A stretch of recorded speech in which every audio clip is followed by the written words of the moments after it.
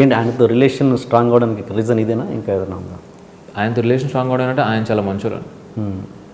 So is a very good human being, అందులో doubt లేదండి. నేను అంత మంచిగా సర్టిఫికేట్ స్ట్రైట్ అవే అలా ఇవ్వాలంటే అది వాసు గారికి ఇస్తాను. సూపర్ హ్యూమన్ బీయింగ్ అని. హీరో నాగ చైతన్య గారిని, ఆయన సూపర్ హ్యూమన్ బీయింగ్, డౌటే లేదు. ఏంటంటే ఆ తర్వాత మా ప్రొడ్యూసర్ చిన్నబాబు గారు ఉన్నారు కదండి, అంటే ఆ హ్యూమన్ బీయింగ్ అనేది అంతేనండి. ఆయన ఆయన ఆయన మంచి మనిషి. ఎందుకంటే అవతలోళ్ళు మనం చెప్పేటప్పుడు కొన్ని సిట్యువేషన్స్ కానీ దానికి కానీ ఆ రియాక్షన్స్ అర్థమైపోతాయండి మనకి. ఒకరిని ఇబ్బంది పెట్టకూడదు, ఒకరిని బాధ పెట్టకూడదు. ఎనఫ్. నేను కొంచెం ఎక్కువ మైథాలజికల్ అంటే ఇన్ సెన్స్ నేను రామాయణం మహాభారతం ఎక్కువ చదువుతానండి. నేను సి రాజగోపాల్ సార్ ఇంగ్లీష్లో చదివాను, and my experience with Gandhi గారు చదివాను. అండ్ ఒక్కొక్క క్యారెక్టర్ గురించి ఉంటుంది చూడండి. సీతాదేవితో ఒక క్యారెక్టర్, రావణాసుడు, రామాయణం మహాభారతంలోది ఎక్కువ చదువుతానండి. సో నాకు ఆ ఇన్ఫ్లుయెన్స్ ఎక్కువ ఉంటుందండి. నాకు ఆ మాటలు కూడా ఎక్కువ వస్తాయి. అంటే కొంతమంది నువ్వు ఏజ్కి నీ లైఫ్ స్టైల్కి సరిపడే మాటలు కాదు ఇవి అంటారు. బట్ నాకు ఏజ్ లైఫ్ స్టైల్ సంబంధం లేదండి. నేను అది చెప్తాను కదండి, అది తెలిసిపోతుంది. ఎవరైనా 10 నిమిషాల్లో నటించగలరు, 10 రోజులు నటించగలరు. మనం కలిసిన ప్రతిసారి వాళ్ళ రియాక్షన్ లెవెల్స్ ఒకేలా ఉంటే అదండి. సో వాసు గారికి నేను అదే అంటానండి. మా హీరో కూడా, మా చైతన్య ఆయన కూడా అసలు ఆ బ్యాక్గ్రౌండ్ ఇలాంటి బ్యాక్గ్రౌండ్ అని అటు ఇటు చూసుకున్నా కానీ అసలు టెరిఫిక్ బ్యాక్గ్రౌండ్, కానీ అంత డౌన్ టు ఎర్త్ ఉండడం ఛాన్స్లెస్ అండి. నాకు ప్రతి ఒక్కరు ఇచ్చే అడ్వైస్, సక్సెస్ వచ్చింది కదా అది నెత్తికెక్కించుకోక ఇమీడియట్గా ఇస్తారు. నాకు బాగా క్లోజ్ ఉన్నారు. సక్సెస్ వచ్చింది అది నెత్తికెక్కించుకోకు, డోంట్ క్యారీ, అయిపోకు అదంతా అని అంటారు. ఎందుకంటే ఒక స్టేచర్ వచ్చింది, జాగ్రత్త, అవి చెప్తారండి నాలుగు. అది అసలు ఆ బ్యాక్గ్రౌండ్ ఏంటి, ఆ తర్వాత అదేంటి, అతను మాట్లాడే మాటలు ఏంటి, ఎంత డౌన్ టు ఎర్త్, రిసీవ్ చేసుకునే విధానం ఏంటి, ఎంత అంటే ఇప్పుడు కొన్నిసార్లు వాట్ హ్యాపెన్స్ ఈజ్ అదేంటి సెట్స్లో కానీ ఇందులో కానీ మొత్తం వస్తారండి. ఎవరికి ఒప్పుకుంటుందండి ఇలా చేయి పట్టుకుని తాతగారు బాబు అది అంటే 5 నిమిషాలు నించుంటారండి. ఆ టైంలో మనకున్న చికాకులకి దానికి ఎవరైనా గట్టిగా ఒక సెల్ఫీ అడిగితేనే ప్లీజ్ అని నిజంగా విసుకుంటుంది తప్పదు. ఆయన 5 నిమిషాలు ఓపిగ్గా విని ఓకే చుట్టుపక్కల ఎవరి నుంచి పర్లేదు చెప్పు అని చెప్పి అని అంటాను. So I like you. So నేను చాలా స్ట్రాంగ్గా నేను వర్క్ చేసే వాళ్ళు చూసినప్పుడు వాసు గారు కానీ చిన్నబాబు గారు కానీ అందుకని వాళ్ళకున్న స్ట్రేచర్ వాళ్ళ రేంజ్కి సరిగ్గా మాట్లాడకూడదండి. సో నేను బాగా నేర్చుకున్నాను వాళ్ళ దగ్గర నుంచి. ఓకే. ఏంటి మరి ఐ డ్రీమ్ తోటి మీరు సినిమా కార్తికేయ ప్రేమం రిలీజ్ కాకముందే ఐ డ్రీమ్తో సినిమా కమిట్ అవ్వడానికి రీజన్ ఏంటంటే ఈ సినిమా అంటే వాసు గారితో ఇంతకుముందు కూడా నేను ఇదే కాదు మాకు సినిమాలో కూడా రావాలని ఉంది అనేవారు ఆయన యూఎస్లో ఉన్నప్పుడు కూడా. సో కలిసి సినిమా చేద్దామండి, ఏదో ఒక సినిమా చేద్దాం అలా అన్నాను. ఆయన పనిలో ఉన్నప్పుడు నేను పనిలో ఉన్నప్పుడు నేను ఉన్నారన్నమాట. అంటే బేసిక్గా మల్టిపుల్ బిజినెస్ చేస్తారు ఆయన. ఏంటి డిస్ట్రిబ్యూషన్ అని ఇదని, ఆ తర్వాత ఇంకా వేరే చాలా ఉన్నాయి కదండి డిజిటల్ మీడియా ఇందులో అనమాట. So one of the idea నాకు మేకింగ్ మూవీస్ ఎందు అనేవారు అనమాట. సో కార్తికేయ రిలీజ్ అయిన తర్వాత ఒకసారి కాల్ చేసి మనం చేద్దాం అన్నారు. ఆయనకే చేద్దామని కమిట్మెంట్ అనమాట. బట్ అనుకోకుండా మా హీరో ఆయన మాకు ఇక్కడ హారికాస్ని సితార్ ఎంటర్టైన్మెంట్స్లో చేయాలండి. సో సెకండ్ మూవీ వాళ్ళకి చేయాల్సింది ఇటు జరిగిందండి. ఓకే. ఎలా అయిందన్నమాట. సో అందుకనే థర్డ్ మూవీ అంటే రిలీజ్ మామూలుగా సినిమా అండర్ ప్రొడక్షన్లో ఉండగానే థర్డ్ మూవీ ఎప్పుడు అనౌన్స్ చేస్తారంటే ఆ సినిమా మీద నమ్మకం లేనప్పుడు కమిట్ అయిపోతారు. ఇది మీరు ఈ సినిమా మీద ప్రేమ మీద మీకు పూర్తి భరోసా ఉందా రిలీజ్ అయినాక? నమ్మకం ఉండడమే కారణం. ఉండడమే థర్డ్ వాసు నమ్మకం ఉండటమే కారణం. నేను ఇంకొకటి ఏంటంటే నేను 3వ సినిమా చేస్తున్నానంటే నేను వాసు గారికి ఉపయోగపడాలని అంటే అర్థమైందంటే ఆ మూవీకి ఒక డైరెక్టర్గా this fellow is a decent director అని వాసు గారు ప్రొడక్షన్ హౌస్ ఫస్ట్ ప్రొడక్షన్ హౌస్లో చందు అనేవాడు ఈజ్ అ సక్సెస్ఫుల్ డైరెక్టర్, కొంచెం క్వాలిటీ ఉన్న డైరెక్టర్గానే వెళ్ళాలండి. అది పెట్టుకుని కొంచెం జాగ్రత్తగా తీసేనేమో కానీ భయంతో అయితే అసలు కాదు. ఓకే. అండ్ ఇప్పుడు దీని తర్వాత మీరు దిల్ రాజు గారితో కూడా కమిట్ అయినారు. దిల్ రాజు గారితో కాదు, దిల్ రాజు గారు నాకు కాల్ చేశారు, ఏమన్నా మంచిది ఉంటే చెప్పమన్నాను. నేను చాలా ఎక్సైట్ అయినాను.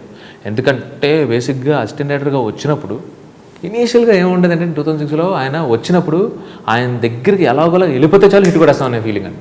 ఇటు మామూలు సినిమాలో అండి ఇప్పుడు ఒక మంచి సినిమా ఒక ప్రొడక్షన్ హౌస్ నుంచి వస్తేనే ఆ ప్రొడక్షన్ హౌస్కి ఆ డైరెక్టర్కి మొత్తం అలా రేజ్ అవుతుందండి. ఒక టైంలో అసలు దిల్, ఆర్య, బొమ్మరిల్లు, అసలు భద్ర అందరూ ఫస్ట్ టైం డైరెక్టర్సే, అందరూ ప్రతి ఒక్కళ్ళు టాప్ స్లాట్లో గెలిపారు. అది డైరెక్టర్ గురించి కూడా అలాగే మాట్లాడుకుంటారు. సో ఆ ఆశ ఉంటుంది కదండి, ఆ ఎగ్జైట్మెంట్ ఉంటుంది కదా, నాకు చాలా నేను అసలు ఆఫీస్లోకి వెళ్ళి ఆయనతో మాట్లాడుతున్నప్పుడు బయటపడలేదు కానీ నేను చాలా ఎగ్జైట్ అయిపోయాను లోపల. ఓకే. సూపర్ సేమ్ అంటే ఇప్పుడు నాగార్జున గారిని కలిసినప్పుడు నేను ఎంత ఎగ్జైట్ అయిపోయాను. నాకు ఈచ్ అండ్ ఎవ్రీ టైం ఆయన చాలాసార్లు కలిసాను, ఆయన నాకు హగ్ చేసుకున్నారు, డబ్బింగ్ షూటింగ్ ఇన్ని అయినాయి కదండి. మళ్ళీ ఇప్పుడు ఆయన దగ్గర నుంచి నాకు నిన్న కాల్ వచ్చిందండి, అప్పుడు కూడా మళ్ళీ ఎగ్జైట్ అయిపోతాను. నాకు మేబీ ఆ ఎగ్జైట్మెంటే it shows on my writing కూడా అనేది నా ఫీలింగ్. ఏంటి నాగార్జున గారి మీద ఎందుకు అంత అభిమానం మీకు? చెప్పాను కదండి, చిన్నప్పటి నుంచి అది ఉండిపోయిందండి. అంటే వాళ్ళు నార్మల్ అయిపోయారు, వాళ్ళ ఎగ్జైట్మెంట్లో అంత నార్మల్ అయిపోయింది, కానీ నాకు ఎందుకు అది క్యారీ చేస్తున్నాను. ఎంత ఇష్టం అంటే నాగార్జున గారు అంటే నాకు, అంటే ఇప్పుడు నేను చెప్తున్నాను, నా ఇంజనీరింగ్ పాయింట్ ఆఫ్ టైంలో ఒకసారి నాకు ఫుడ్ పాయిజన్ ఏదో అయిపోయిందండి, చాలా కడుపు నొప్పి వచ్చింది. అంటే నేను ఏమవుతుందో తెలియట్లేదు, నేను ఒక్కనే ఉన్నా రూమ్లో, ఏం జరుగుతుందో తెలియట్లేదు. ఇంకా చాలా ఆ టైంలో మనకి ఏమవుతుందండి, స్ప్లిట్ సెకండ్స్లో టక్ టక్ టక్ టక్ అందరూ గుర్తుకొస్తారు, అమ్మ నాన్న వాళ్ళందరూ గుర్తుకొస్తారు, టక టక టక టక టక మనకు అప్పుడు క్రష్ ఉన్న అమ్మాయి అందరూ గుర్తుకొస్తారు, టక టక టక టక వస్తే నాగార్జున గారు అద్భుతమైన ఫ్యాన్ మిస్ అయిపోతున్నారు అనిపించింది సీరియస్లీ. పాప నా ఇంత అంటే నా కాలేజ్లో వీళ్ళు ఇంత సపోర్ట్ చేసే ఫ్యాన్ మిస్ అయిపోతాడే, అయ్యో బాబోయ్, ఇంకా రేపొద్దున్న రిలీజ్ అయ్యే మన్మధుడికి శివమనికి ఎంత స్ట్రాంగ్గా ఎవరు సపోర్ట్ చేస్తారని. సీరియస్ అండి, ఇందులో ఎక్కువ చేసి చెప్పడమే లేదు, అభిమానానికి అబద్ధాలు తెలియవు, అందులో డౌటే లేదు, అంత ఫ్యాన్ అండి. అంటే టాప్ ప్రయారిటీస్ ఉంటాయి కదండి, వాళ్ళు వీళ్ళు అని అంటే నాకున్న ఆ టాప్ ప్రయారిటీస్లో వన్ ఆఫ్ ద థింగ్ ఏంటంటే అరే మిస్ అప్పుడు దీన్ని హడావడి చేయాలి అనే ఆ ఫీలింగ్ అండి. ఎప్పుడైనా చెప్పారా ఈ ఇన్సిడెంట్? చెప్పలేదు. నాకు ఒకటే ఏంటంటే మా ఫాదర్ ఒకసారి అడ్వైస్ ఇచ్చారంటే, అంత ఎగ్జైట్ అవుతున్నప్పుడు కొంతమంది గట్టిగా చదువు అమెరికా వెళ్ళాలని, బాగా చదివి సివిల్స్లోకి వెళ్ళాలని అలా ఉండేది కదా. సో ఒక టార్గెట్ ఉంటుంది, చూస్తే ఏమొస్తుంది అంటే అంటే నీ పేరుతో నీకు ఒక రికగ్నేషన్తో వెళ్ళడానికి ట్రై చేయన్నారండి ఆయన. మరి ఏ టైంలో అది చెప్పారో కానీ నాకు బాగా నచ్చింది. ఆ తర్వాత మెల్లిగా సినిమాల్లోకి వచ్చిన తర్వాత అండి చెప్పండి, ఆ తర్వాత సినిమాలోకి వచ్చిన తర్వాత ఫస్ట్ నాగార్జున గారి మీద ఇష్టంతో సినిమాలోకి వచ్చానండి. కానీ సినిమాలోకి వచ్చిన తర్వాత వచ్చే ముందు కూడా నాకు ఇంకో బాగా నచ్చేసేది అంటే ఏంటంటే, నాకు ఏ హీరో మూవీ చూసినా, ఏ టెక్నీషియన్, ఇప్పుడు కమల్ హాసన్ గారు ఉన్నారండి, నాకు అలా అందరి మీద పెరిగిపోయిందండి. కమల్ హాసన్ గారు, రాజమౌళి గారు, త్రివిక్రమ్ గారు, అంటే ఈచ్ అండ్ ఎవ్రీ స్టేజ్లో they influence me lot. Sukumar గారు అంటే సో ఒక పాయింట్ ఆఫ్ టైం తర్వాత ఏంటంటే అసలు వచ్చింది నాగార్జున గారి కోసం అండి. ఆ తర్వాత ఎవ్రీ స్టేజ్లో ఒక్కొక్కరు నిజంగా సీరియస్గా ఒక్కొక్కరు థ్యాంక్స్ చెప్పుకుంటూ రావాలండి. ఆర్యా సినిమా అయిపోయిన తర్వాత నేను ఒకసారి చెన్నైలో ఉన్నప్పుడు ఇక్కడికి వచ్చి మా కజిన్స్ వాళ్ళు ఉండేవారు, ఇందాక నేను చెప్పాను చూడండి, మురళీ బాబా అనుకున్నాను, వాళ్ళతో ఉన్నప్పుడు వాళ్ళతో కూర్చొని బయట టిఫిన్ తింటుంటే పక్కన అందరూ అదే టాపిక్ అండి, అది ఆర్యా గురించి. అంటే ఒక డైరెక్టర్ గురించి ఈ రేంజ్లో మాట్లాడుకుంటారా, డెబ్యూటీ డైరెక్టర్ గురించి. అందుకే నాకు ఆ రాజు గారు, ఆ సుకుమార్ గారు ఈ పేర్లు వింటే నాకు అంత ఎగ్జైట్మెంట్ అండి.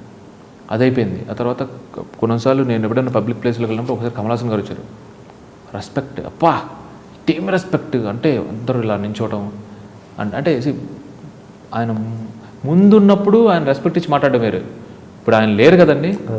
ఒక కమల్ హాసన్ గారి గురించి 5 నిమిషాలు మాట్లాడమంటే మనకు టైం సరిపోద్దా అంటే, ఇంత రెస్పెక్ట్ వస్తుందా ఒక మనిషి మీద అంటే, ఒక టెక్నీషియన్ కదా. అంతేనండి. 2005లో ఒకసారి వెళ్తాను, ఇక్కడ కూడా కాదండి, తమిళనాడులో షేర్ ఆటోలో వెళ్తున్నాను, అది చూస్తే అతడు పోస్ట్ ఉందండి, ఉంటే తెలుగు వాళ్ళు 2 ఉన్నారండి. రేపు పొద్దున్న సినిమా రా అది అన్నారు, బా ఈసారి మాత్రం మన హీరో మహేష్ బాబు కంపల్సరీ పడాలి రాగానే పడిపోతారు మా త్రివిక్రమ్ సినిమా కదా అన్నారు.